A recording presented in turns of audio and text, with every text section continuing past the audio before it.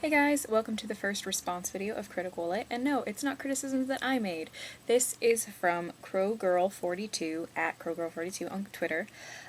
She had some things to say about Prufrock. This will be a quick video and I'll share my responses later, but here's what crowgirl42 had to say. Firstly, she thinks I have a lovely reading voice. Thank you. I think you're...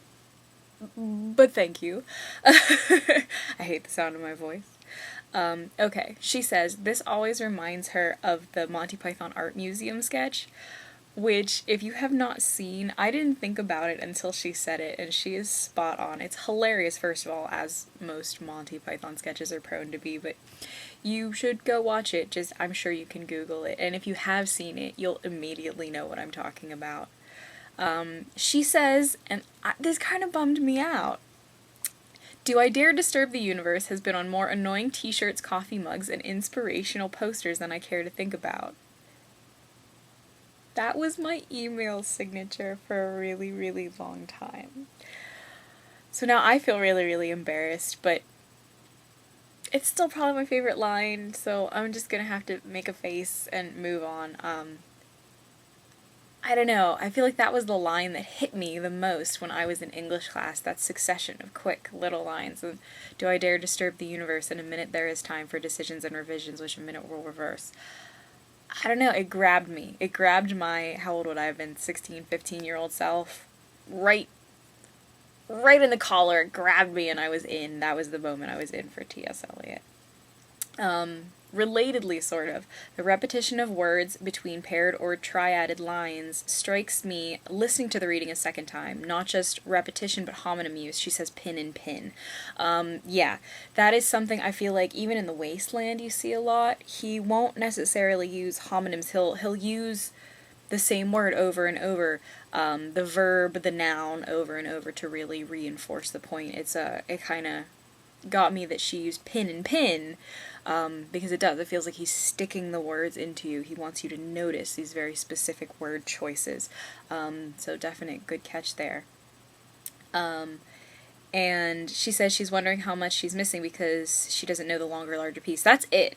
The love song of J. Alfred Prufrock is an entire piece. There is a bit in Latin, I believe, at the beginning of the poem, and I just didn't read that because that's not how it was initially presented to me. The first time I read it, it was just the English parts.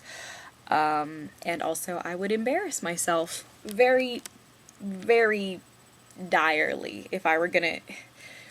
It would be a bad scene. I'm not gonna torture anybody by reading Latin in any of these discussions, no matter what it is. I might read some pretend languages, because at the end of this video I'll divulge what next month's video is going to be.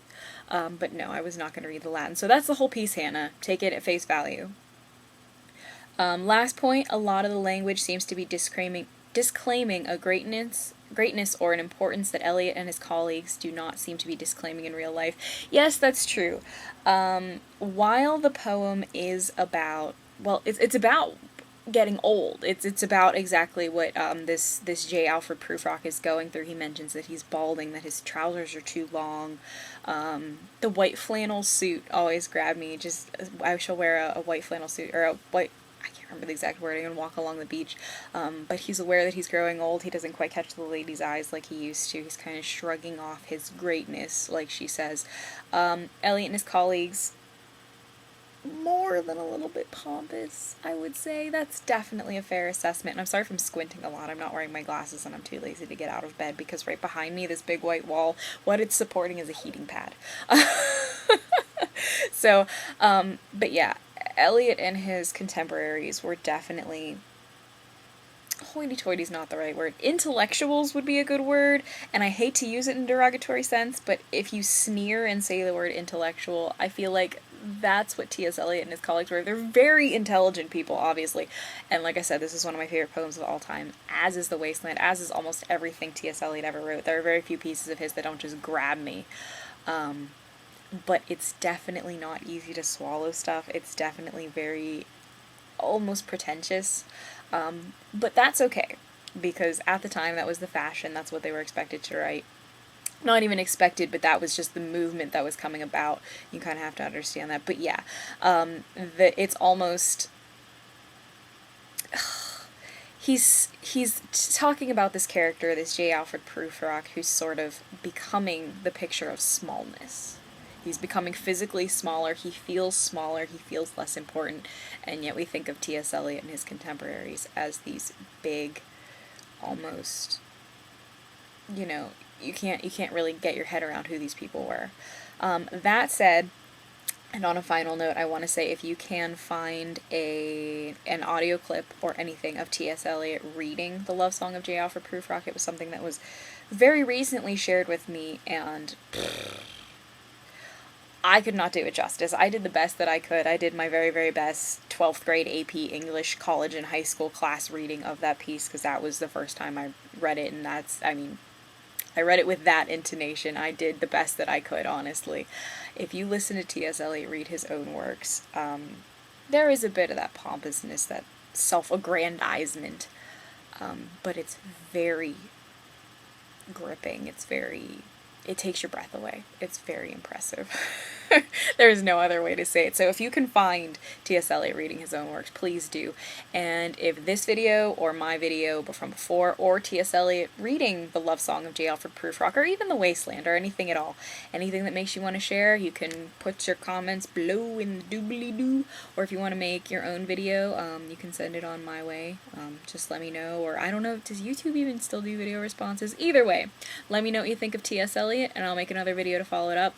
That said, next month, when I post a new piece to talk about, we can keep talking about this until April 20th, because this is going up on March 20th.